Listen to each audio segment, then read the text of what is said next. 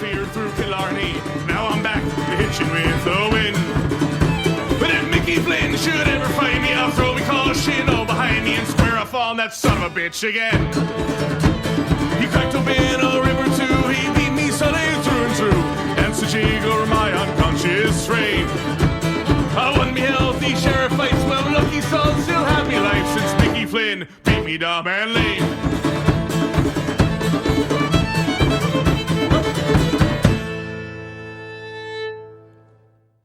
Hello and welcome to another episode of Backyard Beers and Football. I am your host, co-host Shane, and I am joined as always by my two co-hosts, Dying Rob and Wanted to Be Dead Steve. Rob, how are you, sir? Well, you said it. I'm dying. So, could be better, but I'm still alive at the moment. Watching the Sixers lose to the fucking Knicks, though, so that's kind of tough. Called that for tonight. Steve, how are you, man? I want to die. So if you've made it through the first 90 seconds of this podcast, we appreciate it. So we always start this one out. We realized we don't talk about beer, despite the fact that it's in the title. So let's go around the room here. Let's tell everyone what beers we got going on for today. Steve, let's go with you. Dogfish 60-minute. Steve's rolling with an IPA. Oh, yeah. Rob, what do you got? I'm keeping it nice and simple. I'm rolling with a Miller Lite. Miller Lite, as always. And me, the resident non-alcoholic, 100% sober human. I am drinking the water, and it is quite chilled. So that is what we got. Be drinking Miller Lite. It's honestly same thing. Same effect, probably pissed the same amount. Yeah. Is that can confirm. I can confirm. Is that flushing your system over there, Rob? Not exactly. I don't think it is. Drink up, at least. kid. Drink up. All right, so we're going to jump into it. We're going to start this show with some Philadelphia Eagles talk. There's not a whole hell of a lot that we're going to discuss this week. Things are not great in Eagle land. We'll go with a couple intersegment bits, and then as always, we're going to go to some stories around the NFL as well as some Kansas City Chiefs talk. So for all of you from KC or local people who are KC fans, not unlike Steve, you get to enjoy the back third of this pod. So let's start with this Philadelphia Eagles team, though. A miserably boring football game. I was bartending a wedding for on a Sunday, which was strange, during this cheaper. Eagles game. Let's say what? It was probably cheaper. Oh, 100% it was cheaper. But it was the last wedding of the season, so everyone was kind of like, all the workers and stuff, we were all kind of fed up with life. Like, we didn't really need to be there. But there were two people that were walking around the entire time at this wedding with their phones, just watching this Eagles game. One was a Patriots fan. He was an asshole. And then there was an Eagles fan, and honestly, they too were an asshole. But we quickly made friends with them because they had larger phones than the ones that we had behind the bar, and we watched the game. Now, nothing fucking happened. What a boring-ass football game. This team, in the year of 2019... Hold on, there was no TV, like, by the bar? No. This is bullshit. There should always be at least one TV when it's like a Sunday wedding, especially during football season. It should always be there. Yeah, it's a really poor venue selection by the venue's the couple gorgeous. getting married. The electronics in the venue, not so much. Well, that's something that needs to be a high priority, especially as Steve said, on a Sunday during football season. That's what I'm saying. Like, you got to go all out. You have to make some really drastic life decisions. I, for one, last year during the Colts game, left Stephanie on the side of the road, all dressed to the nines, just waiting in the middle of the street while I listened to the rest of the game because we decided to have a birthday party for her mother that day. Priorities. If she was going to die, all right. I'm just going to have to step down a peg for the next chick. That was a commitment I was willing to have because Philadelphia Eagles football was on. So we made friends with a Patriots fan who was an asshole and an Eagles fan who was equally as much of an asshole, and we all watched the game together and partially worked. So throughout this game, we're watching this game, and the offenses are really similar, right? I mean, Tom Brady's starting to a little bit kind of slow down. That offense is not what makes that team. The defense is very good. And then the Eagles right now have absolutely no legitimate weapons, no exciting. Well, Miles Sanders, but he was hurt, is the only legitimate, exciting, explosive type of weapon that the Philadelphia Eagles have. So in the year 2019, Philadelphia sports have built a football team without speed. Our basketball team built a team that cannot shoot a three. That's impossible to me. And the Phillies, in a year where the ball was juiced more so than Mark McGwire and Sammy Sosa during the runs, and we couldn't fucking hit home runs. Sammy Sosa just used a corked bat, all right? Right. I apologize. Cork bat and steroids. So we are desperately in a city that is, and all three ownerships are so gung-ho on being part of the new wave of sports, right? All this information and excitement and everything like that. And yet we are building teams 100% against the grain of what makes teams successful today. So let's talk about first, are you willing, and we're going to start with Rob since you were typically the one to host this portion of it, but you are dying, so I agreed to do this for you. Are you willing to take a couple steps backward next year or over the next 2 years in effort to, we're committed to Carson, we're committed to Doug at this point, to move some of the older players out, get some younger skill players in there, and try to let them build a rapport? It's going to be rough, but you got to see what you can do. We don't have a Scary Terry out there, which is the worst nickname I've ever heard in my life. We don't have a Hollywood Brown, which is the second worst nickname I've ever heard in my life. Like, who's Scary Terry? Is that McLaurin? Terry Rozier. No, McLaurin. I was thinking it was fucking Rick and Morty. It was Rick and Morty. So yeah, sorry, really man. Can't get behind that. Cannot get behind it. But Rob, we'll start with you, man. Are you willing to take that step backwards and realize that maybe 2020 is another, I don't want to say lost football year, but maybe one where we reserve our expectations a little bit?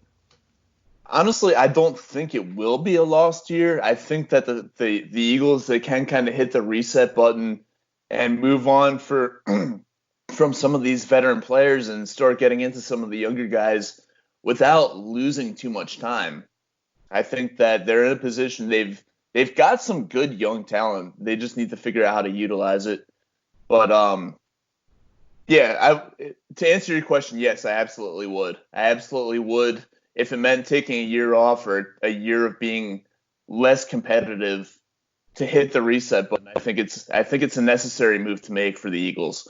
Clearly what they have going on right now isn't working well for them. They need to move on from some of these veteran players. I think maybe Alshon might need to be on his way out, a couple other guys. They got to look at also moving on from Malcolm Jenkins, although he is still a very good safety. He's getting up there in age, and they need to look at finding a replacement for him as well. Jason Peters, Hall of Fame career. At this point, he's made of glass. They need to look at moving on from him. So, yeah, they do need to hit the reset button. I just don't think it'll take as long as maybe some people think it will. It's funny that you think that Howie Roseman can draft and that we would have an effective retooling period here. But I respect it nonetheless. Steve, you are a team that is 100% built on the success with speed. But you also went through a period of time where there was no real excitement from your outside weapons. Dwayne Bowe was about the only outside weapon you had for a while, kind of Jeremy Maclin. But for the most part, you're a tight end running back. After that. I'm bringing you back to it. What was it like, that transition? Like, as a fan sitting there and watching those games, seeing the way that the NFL games have changed. Like, it's very seldom that you see a defensive first team with a smash mouth run the football type of offense that's going to win week in and week out and be a legitimate Super Bowl contender. This is built on explosive plays. It's built on versatility and creativity on offense. And the Chiefs have a hell of a lot of that.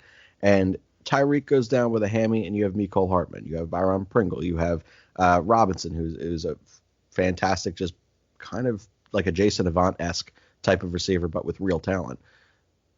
Better talent, I should say. And then you have your tight ends, and then you do have three versatile running backs that you can use. How much different is it now for you as a Chiefs fan? And like, what advice would you give to the Philadelphia Eagles front office, since you were the special advisor to someone in all of sports? How would you reconstruct the Eagles? Reconstruct the Eagles? You draft very fast receiver who has had some problems in like the 4th, 5th round. Utilize him as best you can, Tyreek Hill. I don't know. All joking aside, the Eagles, they just need to look at receivers in the drafts. Maybe Arcega-Whiteside isn't the answer. Maybe he can get it going next year. We don't know. He doesn't play. Well, he got 30% of snaps last week. He had a catch. He did, which is more than Matt Collins has had in 48 months. You look to see who's available on free agency even. I'm sure there's going to be some free agents out there, receivers that are at least fast. See if they can fit your offense. I think Demarcus Robinson's actually a free agent this year. There you go. He has got he played for Doug, so but at least knows somewhat of the playbook. Everyone knows our playbook. There's no creativity or movement in our offense. But I'm going to get away from your question. Just say what the Eagles need to do is utilize Goddard and Ertz as much as they can. Sanders as well. Throw him outside every now and then. If Howard's healthy, put him back there. If not, you have J.J. who knows the offense, and then he could be like your running guy. Is Aguilar like hurt, or is he just feeling sick? No. His lady parts got hurt for 0.3 of a second after he dropped another pass, and we're going to get into him in just a minute. Look, we'll jump right into that. It was or would have been a very difficult catch. However, I can't recall another time or another athlete that so consistently has the game literally in his hands that they do not come through.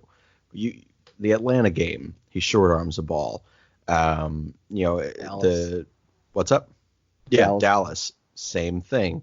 Doesn't lay out for a football. It just seems like every time that a player that Mike Groh just gushes over every time he gets the opportunity to speak. Why anyone gives that man a microphone, I don't know. And again, why do people give us microphones? Who knows? But this coaching staff loves this kid and loves his work ethic, and he does have speed. He does have talent. He does occasionally create separation.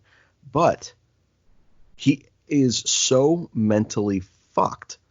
You cannot put the ball anywhere near him right now because shit like this happens. Now, Steve, just like you said, that was would have been a hard catch. He could have adjusted differently.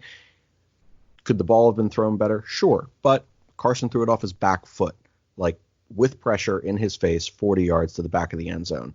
You got to come up with that catch. You just have to. And he consistently doesn't. He's got to go. Rob, what is your stance on Nelson Aguilar? We kind of vented about it a little bit on your show on Disciples of Ed. Shameless plug. And I told you how much I love Nelson Aguilar and how I finally got beaten down by it and said, fuck it, I'm out. I'm 100% out on the kid. What's your stance on Nelson Aguilar? My patience is pretty much at a minimum right now with him. Just about done. Dropping that pass. I know he had to adjust to it. The wind might have played some tricks with the ball on Sunday, but I always say if the ball hits you in the hands, you should make the catch. And that ball hit him in the hands in the end zone. That's a touchdown that he should have come down with. And that's not the first time he had that against the Falcons. He had one that he dropped that would have been, I believe, a go-ahead touchdown late in that game. Yep. He's had too many drops in big situations. And even in lesser situations when they're getting blown out in Dallas and he just gave up on that ball that landed right next to him. The mental issues, I don't know if he can overcome them at this point, and I do think it's time to move on from Aguilar. He definitely can't overcome them in Philadelphia. So I have a would question. say, yeah, go ahead. Maybe it's derailing from the Aguilar talk that I kind of incurred, but you're asking me how the Eagles can fix the receiver problems. My question is this: are you guys really giving up on the season? That's literally the next topic we were going to roll into. So I am of the mindset that says, yes. What? Because you cannot watch this football team and say, No, there's a legitimate playoff contender that can make a legitimate push on this team. You just can't watch this team and say that. They can still win this fucking division. Sure, they can win this division. Look at the Cowboys schedule. And then they'll get smoked in the schedule. playoff. Again, mathematically, sure, there's a shot. And could we get a quadruple doink? Maybe. Maybe the quadruple doink happens in our favor on an NFL football field. Doink. You wouldn't be playing the Bears. The Bears aren't making the playoffs. It doesn't matter. You'd be playing maybe the Packers or... Not beating the Packers. No, not the Packers. The Vikings or... Definitely not beating the Vikings. The Niners. The Niners would be the only interesting one because I think Jimmy G stinks. Yeah, I think the Eagles go 10-6. They win the division. I do not. They win the first round and then see what happens there. They're going to lose to Dallas again, and they're at least losing one of the games to the Giants because it's just what happens. And it totally would not shock me if they lose to the freaking Dolphins. Well, then you're not losing to the Dolphins. I don't know, man. I don't have a lot of faith in this football team. They're not losing to the Dolphins. Nobody's gonna fucking lose to the Dolphins except for the Jets. That's it. I don't know, man. My eye test tells me that this is not a good Philadelphia Eagles football team. And with that in mind, we've talked about we're kind of out on Aguilar at this point. Not kind of. We are. We're done. Alshon Jeffrey got old fast. Like it just kind of happened. Where you can't really get out of that contract next year. Yeah, I'm not talking about getting out the contract, and you're going to have dead money no matter what we end up doing. But at this point, like, why is Arcega-Whiteside not playing 80% of the snaps, even when Alshon gets healthy again? Like, Alshon's not part of the future anymore. That's incredibly clear. Like, that just can't be it. And the whole year we've heard from Doug and from Groh and from like Press Taylor. We're hearing from all these people that, well, he plays a similar style to Alshon. So we can't get him on the field. We can't get Arcega-Whiteside on the football field. I refuse to call him J-Jaw. It pisses me off. But I almost did there. That was that little draw. But he should be playing 80% of the snaps the rest of the season and working on some chemistry development. We need some speed. We need some creativity. Like, give Greg Ward a shot. The guy has worked his ass off for like 4 straight training camps or 3 straight training camps, whatever it is now.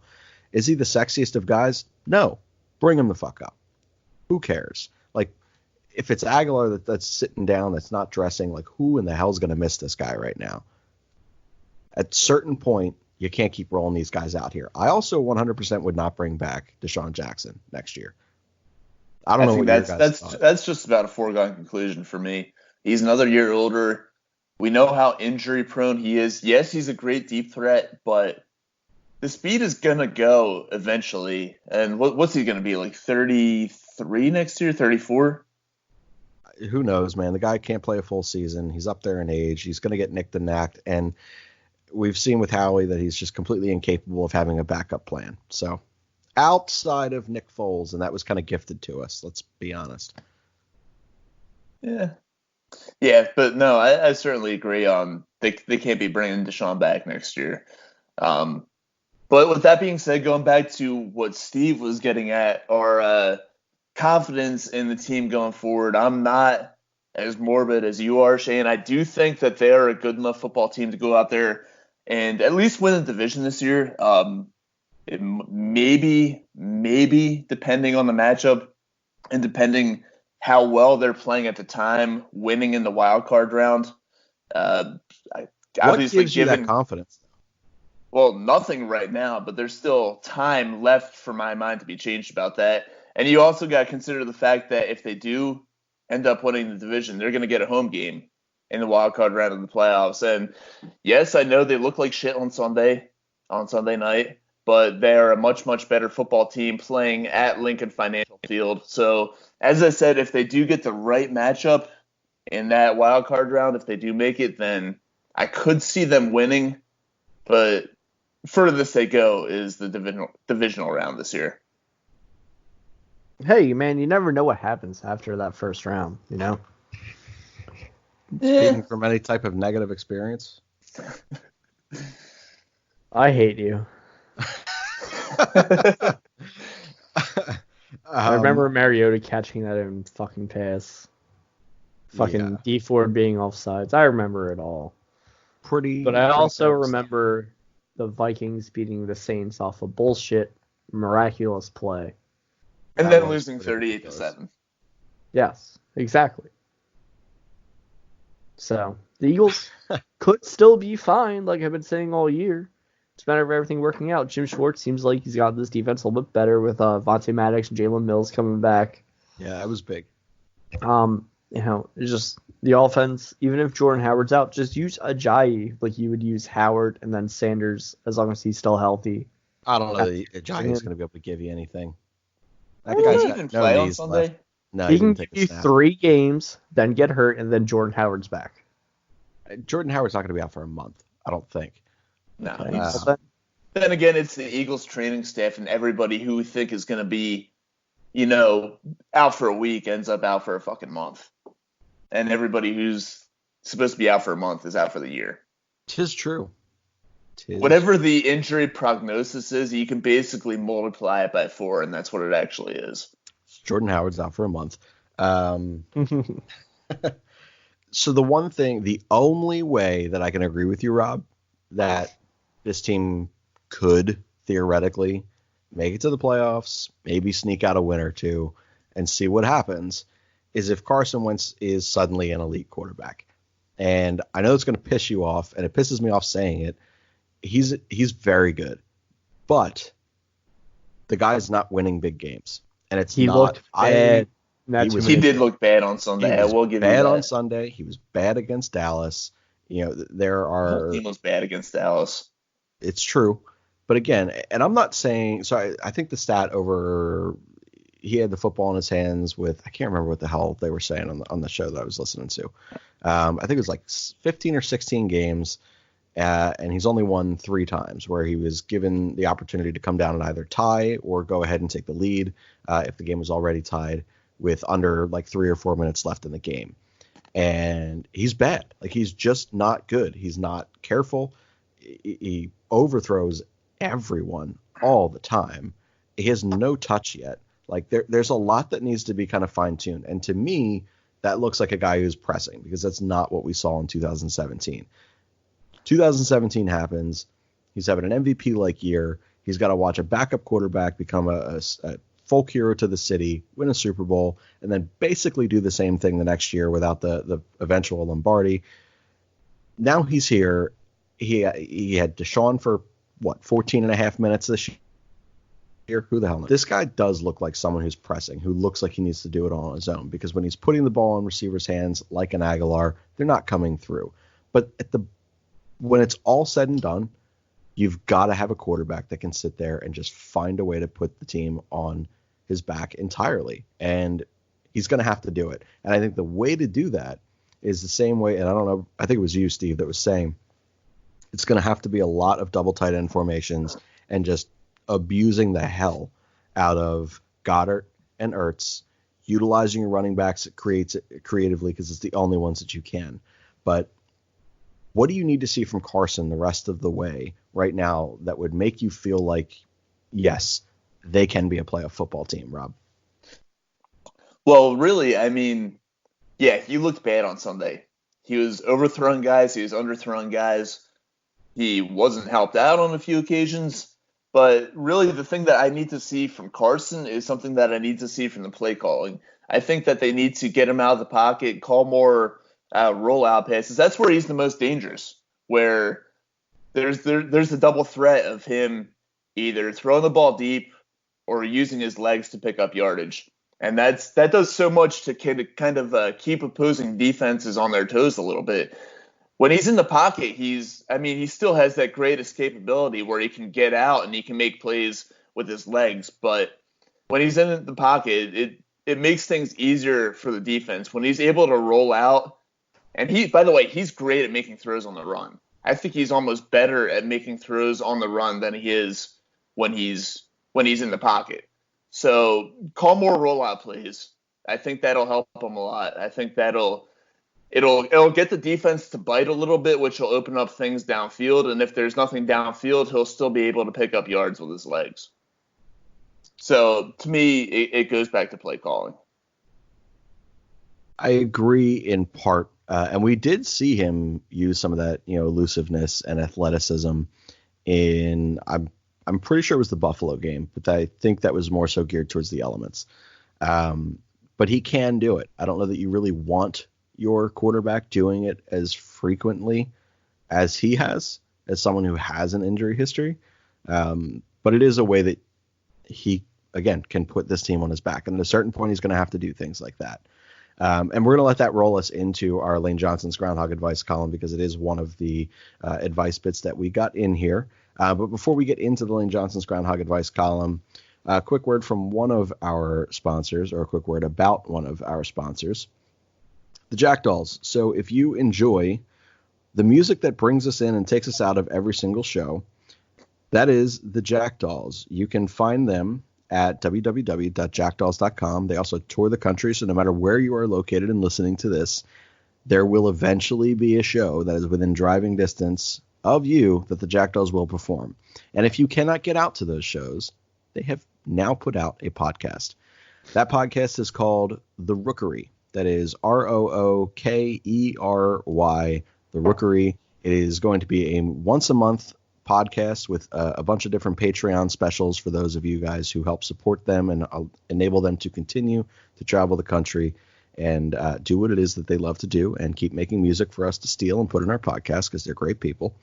But be sure to rate and review them. Also subscribe to their Patreon and to their pages.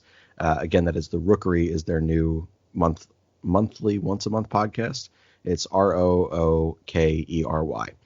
So the Lane Johnson's Groundhog Advice column is going to be sponsored by the Jackdolls each and every week now. Lane Johnson's Groundhog Advice column is, again, an advice column that you guys write in. We've asked for you to be more specific, and I shouldn't have done that because the one that got written in was like 48 pages long, so I'm going to condense that because I can't possibly talk this much, and Rob's about to expire. The gist of this thing is this guy, and he sounds like a hell of a human, he allows all of his friends and his wife's friends to come over and entertain. So whether it's football games, he said, whether it's Wednesday night hockey rivalries, which isn't a real thing anymore, but still kind of is a thing. So I appreciate you putting it in there, or whether it's just dinner parties. But he says, listen, the one thing that I don't do is he doesn't use heat and he doesn't use AC. So he says, how do you survive? All right. So we already know Rob's stance. Here, what he went on you to, either to, put more to say, clothes on or you take clothes off. That's what I'm saying, right? That's where I'm at, Steve. So, and don't get me wrong, I'm going to be real pissed off if I walk into someone's house that's 80 degrees, but at the same time, like, it's your home. Do what you want to do. I mean, I'm like, is it okay if I take my shirt off? Right? Like, really embarrassing beer gut, but oh well. Hey, it's whatever. really Is it okay if the ladies be in here comfortable. take their shirts off too? We hope so, and we hope that they too don't have beer guts like Steve.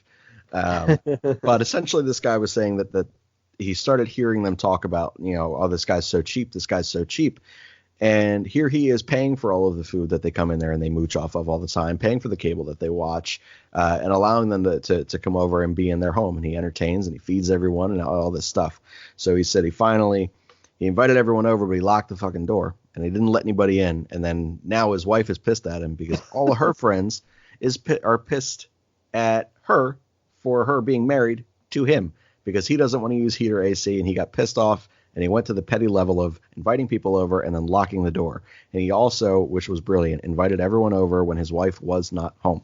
So it's not like she could then just go to the door. So I imagine this guy just sitting, not unlike Steve, probably with a beer gut, with a whole bag of Cheetos or chips or something, just shirtless in his house, like just living life in the winter, not giving a shit, with the door locked and the bell ringing like crazy. 10 people outside wanting to come in and watch a football game, and he's just sitting there drinking a beer with crumbs all over his fat self. And I gotta say, I love it. I think the pettiness level of this is brilliant. I resonate. Right? So his eventual question was, my wife is now, or his wife is now withholding. So she is not allowing any bedroom activity, nocturnal love, and he's. Oh, you beat. Oh, you got to eat. I already got my So answer. Steve's formulating opinions as this is going on. So he basically says, what do I do? Do I stand my ground? Because there's no way that my wife is going to last that long without it either. Do I just encourage other people to host these nights instead? Or do I sit here and 100% just give in, get myself laid, turn the heat on, keep making food, and just basically become everyone's bitch? So, Steve, we already know yours, so we're going to go to you second. Rob, what would you tell this guy to do? Well, it seems like he's kind of stuck between a rock and a hard place right now. I mean, he's got no heat in his home, and he's got no place to warm his cock. So, oh man. And this is his own doing, by the way. Like, who the hell doesn't have heating and air conditioning in their home in Pennsylvania? Like, I don't turn the heat on. I can appreciate the fact that he's inviting people over, that he's paying for the cable, paying for the food they're eating and all that, but that's only half the battle when they're sitting there freezing their ass off. I mean, you can understand why they would not be too happy about being uncomfortable. Then again, that's on them. If they're not comfortable, they have every right to just leave. But I think at this point, he's gotten himself into a situation where he needs to resort to that last option and just give in. Oh, God. All right. And Steve, you're on that same side, I take it, because the sex is pretty much what makes life worth living. It's just use your heat or AC these random days and then just go back to not using it, but have them bring their own food. Yeah, I didn't get that either. Like, on one hand, like, for the most part, like, I'll make food when people come over for games or anything like that, but we always also order stuff that everyone splits. Like, this guy is really going above and beyond. I understand his pettiness level. But yeah, man, I got to go with Steve and Rob here. I think that if only for those few hours, turn that bitch on. And I have to assume that, like, your wife already knows the house is cold all the time anyway, right? So, like, why not warn? She's not withholding all year round for you being petty. She's just mad that her friends are mad. So, like, make your wife happy. I'm surprised that she hasn't complained about it, by the way, because women are always complaining about being cold. Whatever. Women are crazy. I mean, either way, you need more blankets or less blankets. It doesn't matter. That's it. So the second one that we got in here is it is the Carson Wentz situation. He said that he says he's constantly losing arguments with friends and coworkers while he defends Carson Wentz. And he basically went on to say, how can I defend Carson without blaming all of the other circumstances that he's had to deal with, whether it be no receivers, whether it be, drop passes or injuries or whatever. How can you defend Carson Wentz at this point without blaming someone other than Carson Wentz for struggles? I really don't know how to answer this question. So yeah, I don't know how to answer. I mean, the surroundings that he has are really to blame for most of his struggles this year. I'm not trying to be a Carson homer, but that's just the way it is. If he had receivers who could catch passes, we're talking about something completely different right now. So it's kind of tough to defend him without blaming what's around him. Steve, you were saying? Repeat the question again. The guy basically needs advice on ways that he can better defend Carson Wentz without specifically just blaming the other things that are not in his control. Oh, you can't. So it's basically like, that's what I'm saying. Like, it was basically the LeBron and Jordan thing. Like, you can't. Tell me if he was truly as elite as everybody says, things would be going a little bit better. But unfortunately, he's not. He has the potential to be, but elite players make mediocre players look better. Yes. It's not quite happening. Maybe if he's utilizing Dallas Goedert more, I think. Maybe that's the one argument I think he could use. Use Goddard and Sanders more, which are the two promising players he has. But yeah, I just don't think he can defend it. He should be better, but he's not. He's very good, not elite. Well, the issue with Carson is that his receivers, they can't do the most basic function of being a receiver, which is catching the football. Aaron Rodgers had guys who could catch the football. They just weren't very good at everything else. But at least, when the ball hit them in the hands, they could haul it in. Carson's receivers can't even do that. And so that's where it it throws a curveball in terms of throwing the blame around. Well, we can't help you, citizen. Sorry, Carson's just not elite yet. And I think that's okay. Like, I think people sit there and think like that we're shitting on Carson at that point. I'm not shitting on Carson at all. I think Carson's probably one of the better parts of this team overall. Me too. He's just I'm not having a right. Like, he's just not having a great season, and like those other circumstances matter, and it's okay that they matter. Like, I would love to see what he is able. So L says it all the time. Like, if Carson had the weapons that Dak has, like, he would legitimately be an MVP candidate every single year. Like, the difference of an Amari Cooper and a Gallup and a Zeke Elliott type of running game, like it freaking matters. So, or Galladay, Kenny Galladay. Thank you. Just called him Gallup, but No, Michael Gallup on Michael the Gallup is on the Cowboys. Yes. But again, like, those things do matter. So I think that like those people that are like defend Carson, without saying these other things, they're just unrealistic. Like, they matter. No matter how you slice it up, they matter. And I would just encourage you to say that, like it's impossible you can't ask someone to defend an argument whilst saying it's illegal to use anything that would support your stance. It's impossible. So yeah, we can't help you do that because it's fucking impossible, man. So we're going to let that shift us over to defending other possible MVP candidates here as we go to our Around the NFL section. If you're hearing my voice a lot, it's because Rob, again, we appreciate him being on this one last final podcast before he expires. Rob's just dealing with some health issues right now. Sorry, buddy. Yeah, they're literally writing my toe tag as we're talking here. Yeah, it's a whole mess. He's at the AIDS clinic in some HR room. It's all funked up. It's not normal. Like, Steve's just They're drinking clearing because he up a doesn't spot care. in the morgue for me right now. So Yeah. I'm drinking my liver dry, but I also thought I left my freezer and fridge open, so like I had to mute my mic and just like leave for a minute. So I have no Nice. idea what we were talking about. nothing of importance. Just Rob dying. Priorities. But we are going to head over to the Around the NFL section here. Eagles section, obviously typically hosted by Rob, but we're trying to save his voice. So we're going to shift it to Lamar Jackson. So I have been long saying that he is not an NFL quarterback, and I still believe that long term he is not a franchise quarterback that you can lean on as a passer.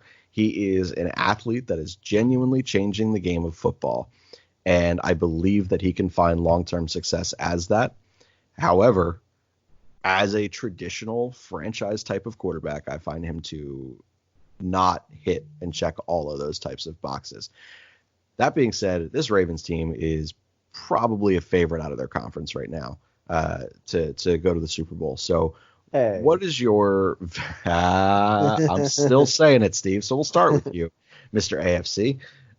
What is your thoughts right now on Lamar Jackson, not just for this year, but what he can be as a franchise quote unquote quarterback and not just franchise player and athlete for the next decade? Wait, what? What is your thoughts on Lamar Jackson, jackass? Oh, Too much beer?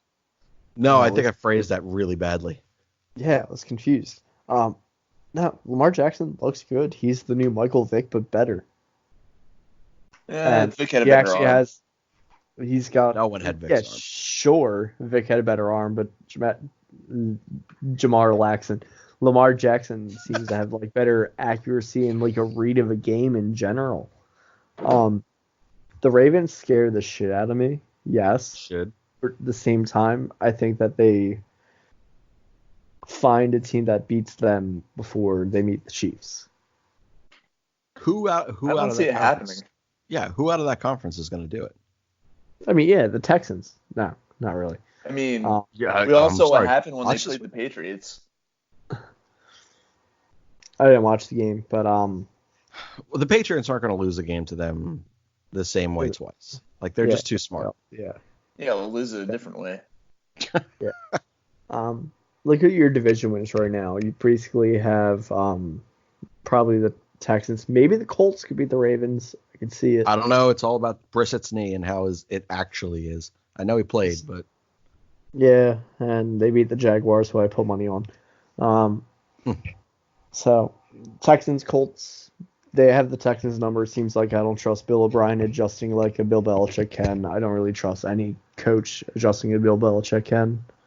The Ravens might get the top seed in the AFC. They might get home field advantage throughout.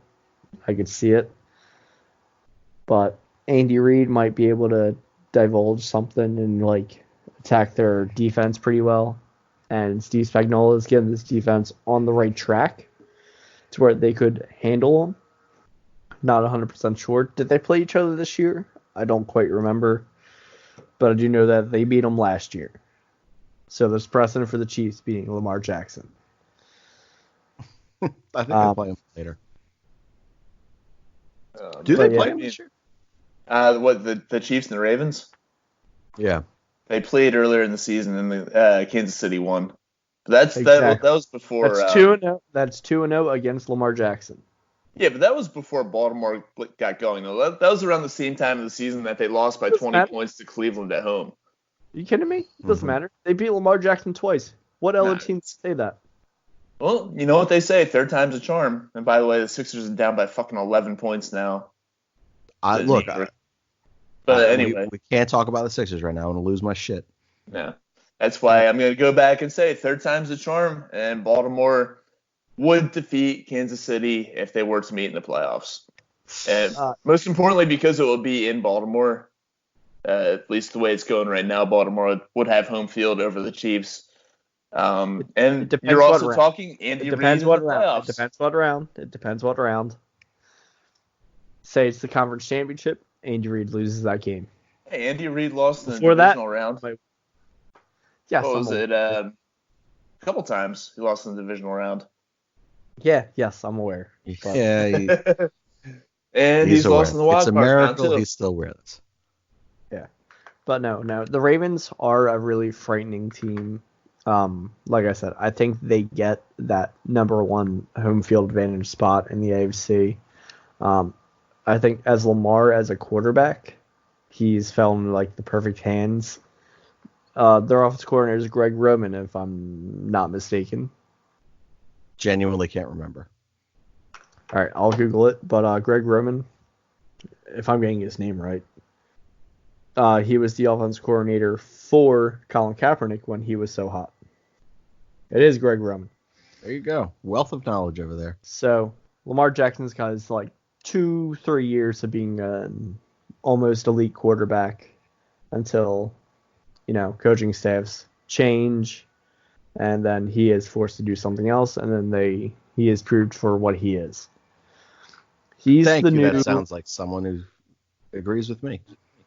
He's the new like kind of Colin Kaepernick, Mike Vick hybrid, which is why I think he'll still do okay afterwards of Greg Roman leaving. But he is scary, man. He's got more touch on his ball than Mike Vick had. He doesn't have the arm, but he has a better read.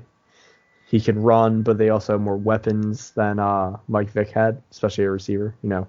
Hollywood Brown, the 3 tight ends they utilize. And even Seth Roberts is the guy on that team. He's a wide receiver. He was on the Raiders. He's a guy that's always appreciated. Like, he's a solid, like, 4th receiver that'll always be there and make a play. He is a Jason Avant. Let's stick on that Raiders team for a second. So, yeah. Oh, we're just going to keep beating you up for the first few minutes of this one. Yeah, you keep adding to my drinking, and that's why I'm already drunk. Keep on pouring. I'll tell you what. I think it's a good time to go to the casino and put some money down on the Raiders to win that division. What? That is serious. All right, you got to support this now, because the question I was going to bring to us is, are we buying or selling on the Raiders as an actual relevant team right now? And I'm not, but you fucking seem like you are, Rob. What gives you the confidence? I don't know. They're not overly impressive. They weren't great against a winless Cincinnati team, but every single game, regardless of the level of their opponent, they've hung around. And by and large, they've been able to make plays and win football games enough that they're just hanging around in this AFC West division. And I think that eventually them hanging around is going to lead to them having a shot to pull out a miracle and win that division out there. No. Well, I cannot say that I agree.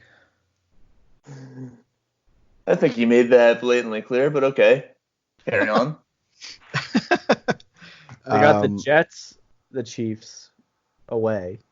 They got the Jets is Titans, a win. the Jaguars, the Chargers. Wait, no, they have the and then they have the Chargers away, and then they have the Broncos away. That's 4 wins in 5 games right there. Okay, so who do they beat?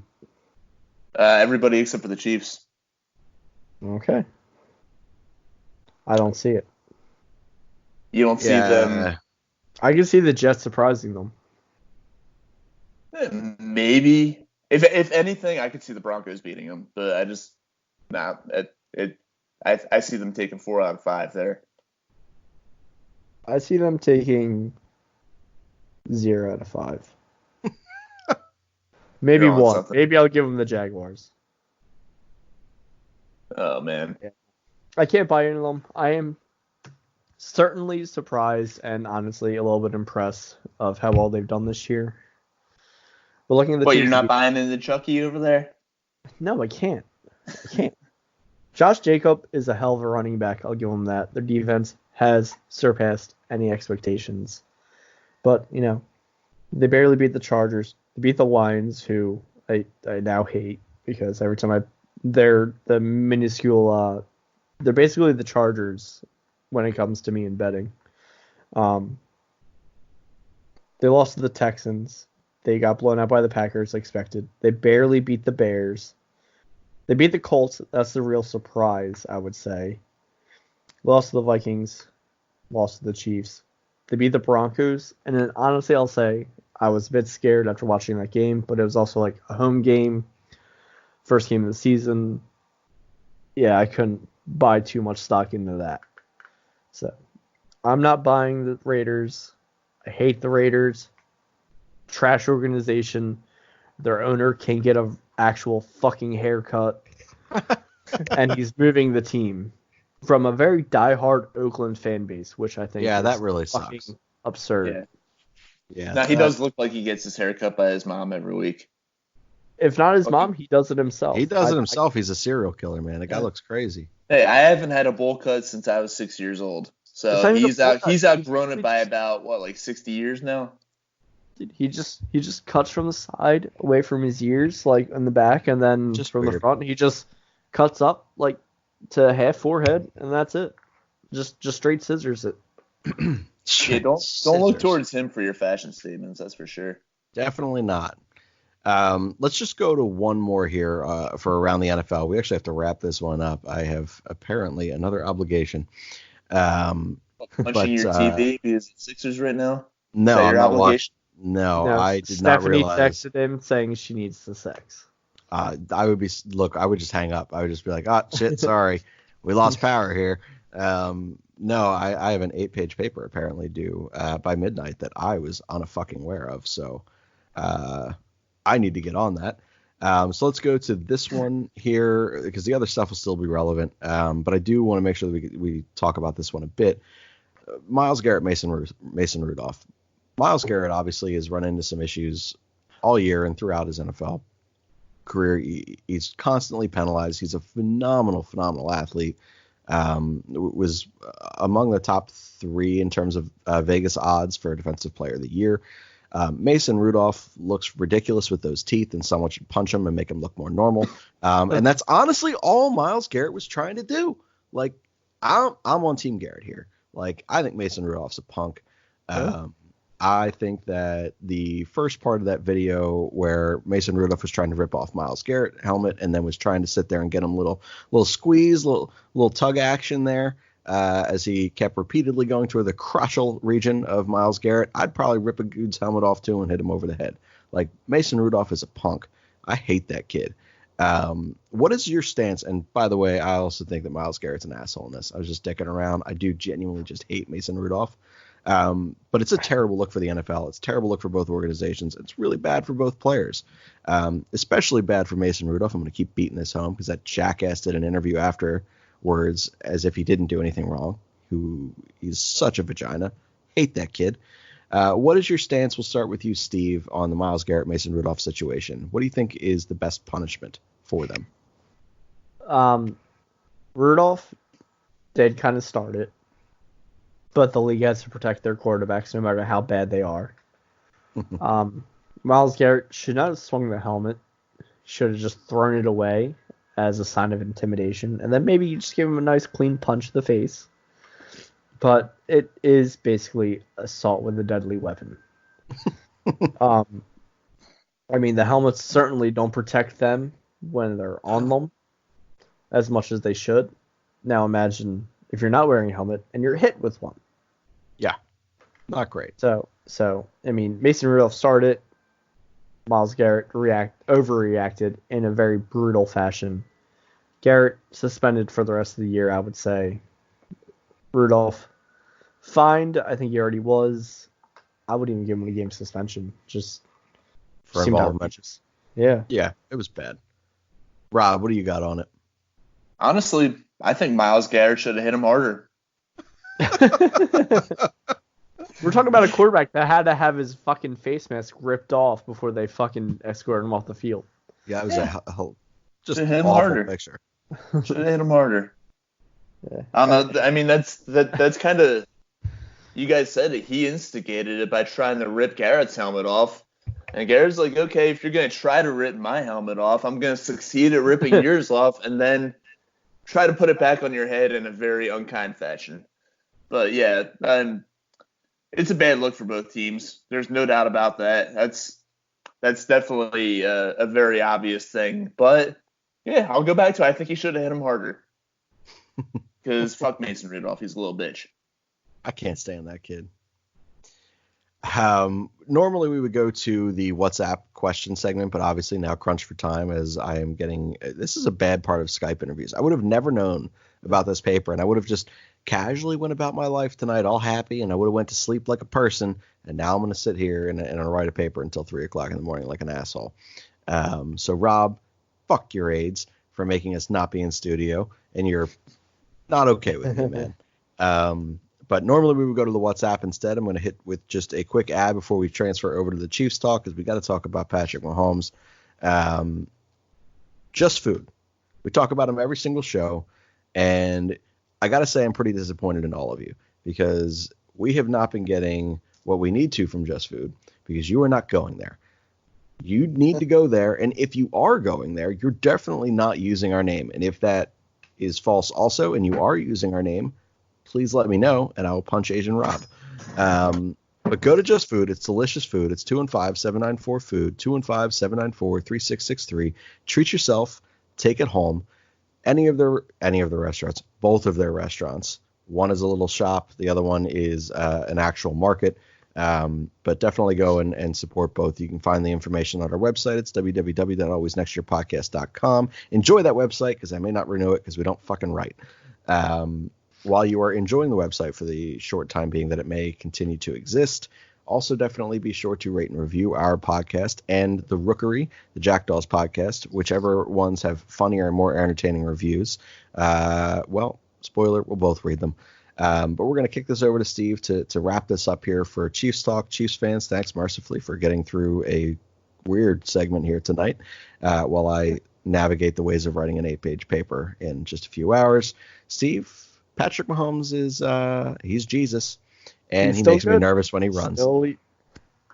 Just not just you. Just it's you, me, and every Chiefs fan, I think. But he took that kneel down with his left knee. Did you notice that? I did not notice that. No. Yeah, he did it. That's the thing he did. But no, the Chiefs, their defense, Steve Spagnuolo has listened to my fuck Steve Spagnuolo take, and he's made the defense better.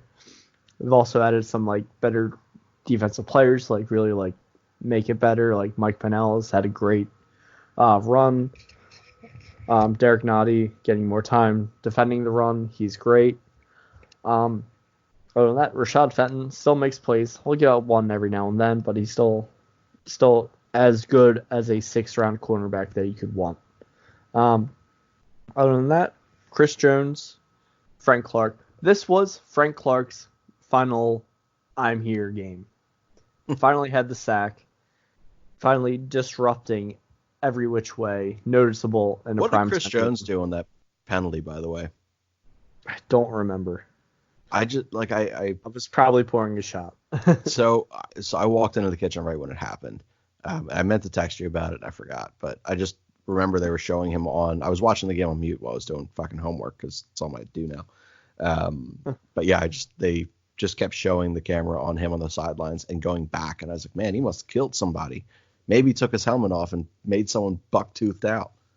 No, he's smarter than Myles Garrett. That's fair. How terrified were you, by the way? It was like a 17-yard scramble to the right sidelines, and that Mahomes had. He just, even running, I'm like straight lines, no cuts, no nothing. And I'm like, every he's time he gonna runs, die. I'm scared. Every time he runs, I'm scared. I feel like I'm gonna throw up every time. Because like I did what he did multiple times, and like I didn't run in 2 weeks. Like shit, I don't run now. Yeah, but you didn't just only dislocate your kneecap. Yeah, I know. I did a bunch of shit. You know, I would say is what scared me the most was probably the Chiefs are up 24-9, and Rivers throws a clear interception to Honey Badger, and he just drops it. And I was like, oh my god, no! And then they make next plays and everything. They score the touchdown. I'm like, oh my god! If only the guy we paid money for in the offseason make the play. He made one earlier. Yeah, he did. And then the very next play, Shady scores. Yeah, but still, I was clenching my butthole real tight on their fourth quarter comeback. And then, thankfully, Philip Rivers sucks now. Stinks. It's about time. It's about time. He is the most Dan Marino-like quarterback of probably our time. I would 100% agree with that. And at least Dan Marino went to a Super Bowl. Yes. Fair. That's why he is not Dan Marino. He's just in the guy. Hall of Elite, but not Famer. He's going to make the Hall of Fame, and it's ridiculous. I hope not. If he does, then, oh, man, I don't know. I would just love to see him. Like, if they did, like, the selection committee of, like, who's being chosen for the Hall of Fame, there's Philip Rivers sitting there, and he doesn't get chosen. He just flips out again, and he's yelling at everybody around him. Because that's his whole career with the Chargers. It's hilarious. I've seen it. I respect him for it. But it's just hilarious to watch. I want to see him get rejected for the Hall of Fame. Just throw a fucking another temper tantrum. You know that he's going to be one of those guys who's just always going to be on the fringe, but doesn't quite make it for the Hall of Fame. Yes. Yeah. But, Damian Williams and LaShawn McCoy, I believe, both went out for injuries. Darrell Williams, who I was really upset with being the third down running back, he scores a touchdown. Very nice run. Yep. Darwin Thompson, maybe his time is coming if Shady or Damian can't play next. What did Shady go out with? I think it was a concussion protocol. I'm not 100% sure. Oh. I forget. But Tyreek Hill, hamstring injury. He should be coming back. Once he went out, though, it seemed like the passing game didn't have as much gumph as they should. He played 4 plays. I know. It ruined my fantasy teams. So, yeah. Speaking of that, I forgot what your team name was, and I actually set a lineup this week because I'm terrible. And I did. You didn't? Nice. I'm sitting in the car with Steph, and I'm like, I set a lineup this week, so I'm going to beat your ass in fantasy since she talks so much shit in fantasy. And she's going to make her really happy because I never talk about how good she is at fantasy football, but she is. And she's like, I'm not playing you this week. She's like, are you so dumb and out of it with fantasy that you don't even know who you're playing? I'm like, I saw your fucking name. Steph is an arsonist. Well done, Steve. The long game worked. It was brilliant. It was quite a laugh for both of us. No, I've been so focused on my other 3 leagues that I completely forgot about ours, and I just gave up. So, sorry. Always next to your podcast, Fantasy Football League. I gave up. Yeah, we need to play for actual money next year so Well, that people we're will donating. actually focus on our league. I agree. I do think it should be a money league if we're gonna do it again. Beyond just the $25 or $30 like donation thing that we all do. That's right. We do that. We're good people. Yeah, we're wonderful humans. We're all donating to your funeral services, so we got you a sack to put your ashes in and throw down. Oh damn. Yeah, spread them at the link. Maybe it'll give the Eagles some good luck or something. Yeah. Let's go back to the Chiefs. Go back to the Chiefs. Frank Clark really had his I am still good game. I got the money. I deserve it. That was good to see. Rashad Fenton, one of the best 6th-round cornerbacks I've seen in his rookie year. The field was terrible. Honestly terrible, and I'm happy it didn't come to a Harrison Butker game-deciding field goal. It's fucking Mexico City. I have no idea why they play games down there still. And here's the thing, before the game, this field is in peak condition for this game. Well, for a bad game, yes, okay, it's in peak condition. But yeah, it's just you could see all the divots and everything being drawn up from every step. You could see grass coming up, and it's it wasn't raining or anything. It's just bad field. They also told me that Patrick Mahomes in warm-ups threw an 80-yard pass. 70, yeah. 70, yeah. Which he had already done in the preseason in a dome against Atlanta. Preseason game time. So Surprised didn't go further. There's low altitude there. That ball carries more. Yeah, it's higher than Denver. Yep. And they were talking about that, so I was really anticipating a 95-yard catch by Tyreek Hill in the air. Unfortunately, didn't happen. Hamstring injuries. But no, it just makes me feel better about the Chargers. Chargers are a decent team, but it's just not their year this year. The Chargers they always go 0-4, and then they just somehow make the playoffs. But what were you saying, Rob? No, I was just going to say they've got some guys. They've got a lot of talent. They're just, for whatever reason this season, they just haven't been able to put it together. Yeah, and I think it's just one bad luck, I guess. But at the same time, I'm happy to see that. Well, of course you are. And the Chiefs, they are 7-4 now. They've had some bad luck as well, and I will blame Spagnuolo and Reed on that. I'm not really going to blame the players. Kind of like the players that we have, but I will always blame coaching first, especially with his coaching staff. Besides Eric Bieniemy, love him. But yeah, it's just finally things are working out. Raiders are going to fall off. Chiefs will continue to trend up, and Chiefs will have that 3rd seed because I think the Ravens and the Patriots probably have it locked up. Yeah, and then they go into Baltimore and they lose. Yeah, go suck my dick. But Chiefs Patriots does happen this year. Oh shit, I had it up and I lost it. Chiefs schedule. Chiefs Patriots playing again this year is going to be another one of those games where the Chiefs kind of dominate and nobody goes, is Tom Brady done? Even though there's been many more games this year where they could have said that or asked that. People have been asking it all year. Yeah, December 8th, 4:25, Chiefs Patriots. It's a new regular season game, so the Chiefs probably won that. Yeah. Yeah, the Chiefs are on a bye this week, so they can heal up and then play the Raiders and just demolish them at home. So, yeah, fuck your Raiders take, Rob. Fuck the Raiders in general. Oh, man, really struck a chord with that one, huh? Yeah, you did, because I already lost a bet. I've already basically lost a bet. The Raiders are supposed to win less than 6 games.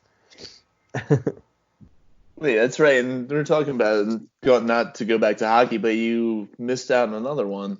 Yeah. I missed out on my Steve take of Bruce Boudreau being the first head coach fired in the NHL. So I missed out on that one. Yeah. Over But two. I had a very friendly bet with my friend where the Raiders would have less than 6 wins and the Browns would have over 9. And I pushed one, still have a chance on winning another. Yeah, it's looking like 0 for 2 right there. Yeah, I know. That's why I'm just going to avoid them for the rest of my life. It's $20 each, but still. That's what alcohol is for, right? No, but we're very good alcoholic friends. There you go. All right, Shane, take over. I have nothing else on the Chiefs, and I've also Nothing gotten else too on the drunk. Chiefs? Yeah, he's pretty drunk, and I'm stressing the hell out. So, and Rob, well, you're dying. Thank you for this thank you for listening to this awkwardly shortened, non-smooth version of Backyard Beers and Football. We will be back next week. We promise with a significantly better episode in studio. We also, I want to say 6 weeks or so, we'll have a fourth. We'll have a guest. By the way, we'll have a guest, guys. Forgot to tell you. Scott is going to be on Backyard Beers and Football when he is home for the holidays, home from LA. Scott is the host of TJ's One of Us. He was on standby in case, Rob perished before this came on. So, Rob, thanks for making it through. Steve, thanks for, not being too drunk to sit up and talk. Wait a second. Miraculous. Scott's going to be on joining Whiskey Ramble, right? Yes, he is. He's going to be on both. Okay. All right, good. Yeah, we're going to abuse the hell out of him that week. Like, he's going to be on fucking everything. He's going to learn. He's going to learn today. Mm-hmm. All right. This has been Backyard Beers and Football. You guys know all of our tags. We're not going to supply them again. But definitely go ahead and rate and review everything. And we'll be back mercifully next week with a significantly better episode. If anyone cares, my funeral is on Saturday. You're and the an Eagles' asshole. funeral is on Sunday. Please attend, and we accept donations on behalf of Rob. A fighting man I used to be, revered and feared through Killarney. Now I'm back to hitching with the wind. But if Mickey Flynn should ever find me, I'll throw me caution all behind me and square off on that son of a bitch again. He cracked open a river too, he beat me Sunday through and through, and such over my unconscious frame. I won me healthy sheriff fights, well lucky son, still have me life since Mickey Flynn beat me dumb and lame.